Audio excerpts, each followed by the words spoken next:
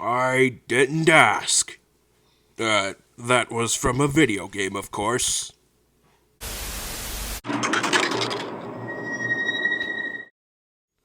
Sup guys, and in this video, we're going to be taking a look at the new Transformers Studio Series Voyager class War for Cybertron Gamer Edition Optimus Prime. So, I guess after the 86 subline, Hasbro said it's not enough, and then they decided to do a double subline, that being the Gamer Edition. And they decided to utilize the Gamer Edition to introduce the War for Cybertron characters. And although I do like the idea, I do see this as an excuse to further any future Bayverse Studio Series characters. When the Studio Series 86 subline came around, the amount of Bayverse figures per wave decreased significantly. In 2021, there were only 5 new Bayverse characters that came out for Studio Series, with the Bayverse figures attempting to go up a little higher in 2022. But for 2023, despite some repaints, it'll be at an all-time low. Most of the Bayverse figures that are being released this year are either repaints or slightly remolds. So yeah, not to say that the upcoming Bayverse figures aren't going to be good. I just wish we had more. Now, the Gamer Edition started off with Bumblebee, Barricade, and Optimus Prime, which is a figure I have because of only one reason, and that being this big ol' axe. Now, this was before the Studio Series Optimus Primal came out, but the reason why I got this Optimus Prime was because of the axe. I thought it would look good on the Rise of the Beast Studio Series Optimus Prime because that figure didn't come with the axe. But when the Studio Series Optimus Primal was revealed in a Hasbro Pulse livestream, it was also revealed that he came with the axe for the Studio Series Rise of the Beasts. Apparently, there wasn't enough space to put the axe into the box for the Rise of the Beasts Optimus Prime. Now honestly, I feel like there's no need to apologize, as there should be enough space to put at least 3 accessories right there, as all 3 of those accessories could just easily fit into that piece of paper that Hasbro keeps on using for their new boxes, unless it was budget costs. The bottom line is, now that the Rise of the Beast axe comes with Optimus Primal, the reason why I got this figure is now seemingly meaningless. However, I think Rise of the Beast Optimus Prime holding this axe wouldn't have worked because this axe is kind of big. Anyway, I'm stuck with collecting the War for Cybertron figures. I guess it was meant to be. And if I start off with one figure from a subline, I end up getting all of them, because it just feels weird having one. Also, when I received this figure in the mail, I didn't know he actually came, because I thought the Amazon box was a box from eBay, because at the time, I ordered the Studio Series Revenge of the Fallen Optimus Prime and the Studio Series Last Night Cogman, and I thought one of them was in that box, so I opened it up. It was just this guy, Gamer Edition Optimus Prime, but I still had a chance to keep him in his Studio Series box and just put him away in the Amazon box and wait until my upcoming long haul in August. But I got too tempted to open up this figure because I thought it looked cool. So yeah, the second time I opened this guy up completely, that was my fault. Anyways, apologies for the long intro. Now it's time to actually get into the figure. So, first of all, I think this figure looks pretty good. I think it looks faithful to what he looks like in the video game. The painting and sculpting on this figure, pretty good. However, when you rotate the figure to the back, you're met with Kibbletopia. And the kibble management isn't so great either. Also, what's wrong with his legs? They're way too big. Oh, and I really like the head sculpt for this guy. Although, the only nitpick I have about it is that it's too small. Apparently that's something that's going on with modern Optimus Prime figures nowadays. I'm not sure why. Oh well, at least for most of them, they have ball joints. I mean, what's head articulation without a ball joint? And if you guys are wondering, no, I did not play any of those video games. I never got to play War for Cybertron or Fall of Cybertron. Also, I forgot to mention, with Studio Series finally doing Gamer Edition stuff, it could open the door to numerous amounts of Transformers video games throughout the years, like the video game tie-ins to the Michael Bay movies, or more of War for Cybertron, or even Fall of Cybertron, and maybe even Transformers Reactivate whenever that video game decides to pop up. I don't know. I'd probably end up getting all of them anyways. I'm not sure if my wallet would be too happy about that though. Now for accessories, he comes with this big ol' axe that we just covered, and this big but cool looking gun. Now with the axe, there's a couple of things you can do with it. You can open up this, and it will fold into the other side. However, this looks very weird, as no axe should ever look like this, but apparently it was something in the video game. I prefer it like this, and I think that's cool that they came up with two combinations, because some other people would prefer this over this. Also, for some reason, it splits into 3 pieces. I think it's because you need to get rid of the bottom piece in case you want to actually put the axe onto Optimus Prime's hand.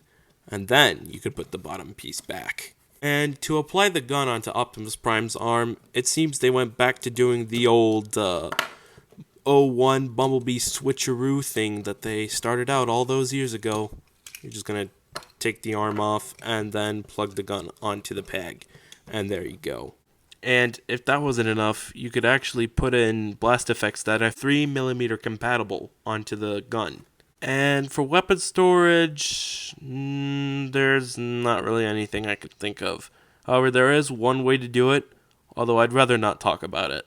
Anyways, let's just get down a size comparison. B127, 05 Revenge of the Fallen Optimus, 32 Optimus, 38 Optimus, Mainline Rise of the Beasts Optimus Prime, and lastly, 07 Studio Series Megatron. That is a big Voyager when compared to this guy.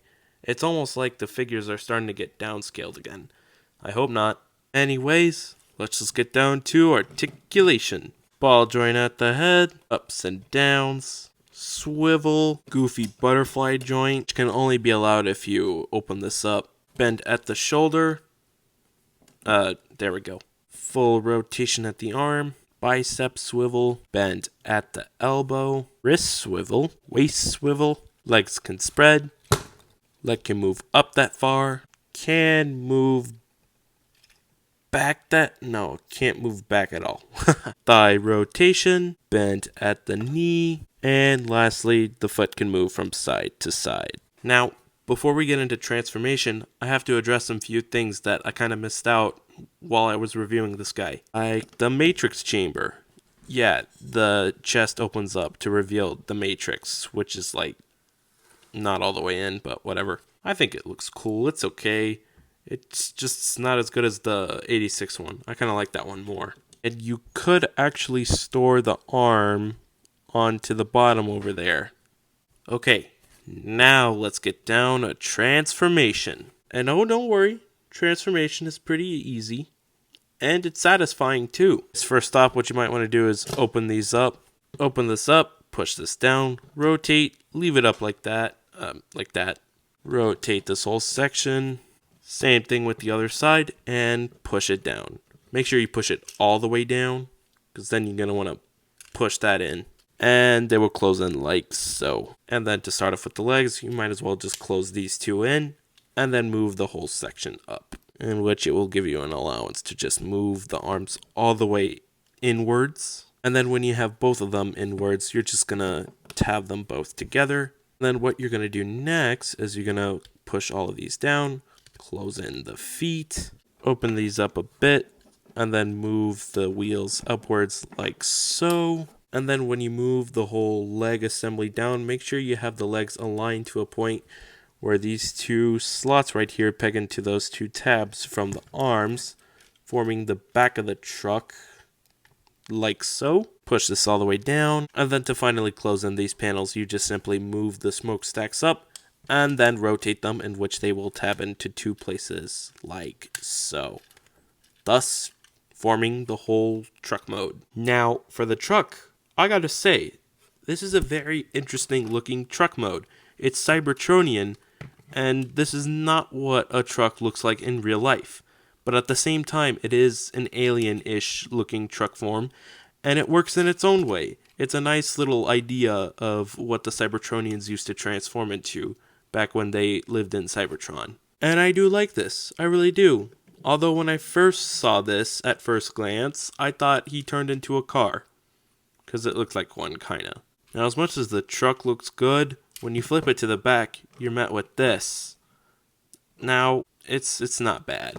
Maybe this gap could have been handled better, but at the same time, it doesn't necessarily affect the truck mode in any way. Just try not to look at the back. And if most collectors were to display this figure in their collection, I'm sure it would be on robot mode. Now, for weapon storage, there's 2 slots, so you could pick on what side, or you could pick which side you want to put the axe over there. And then come to the back, there will be these 2 slots on the cannon. You could put them right there. So it could serve as like a top cannon or a mortar if you want. And, you know, with the accessories applied onto the truck mode of Optimus, it looks like he's rolling in, charging at the Decepticons. And I kind of like it. And overall, I think it's a good figure. I'd give it a solid 8 out of 10. I may not know much about the Transformers War for Cybertron video game, but I do like this figure for what it is. And I think I look forward to getting more in the future. Just for the record, I think I'm mostly more interested in Bumblebee and Cliffjumper than Megatron and Barricade, but I will get those figures as well.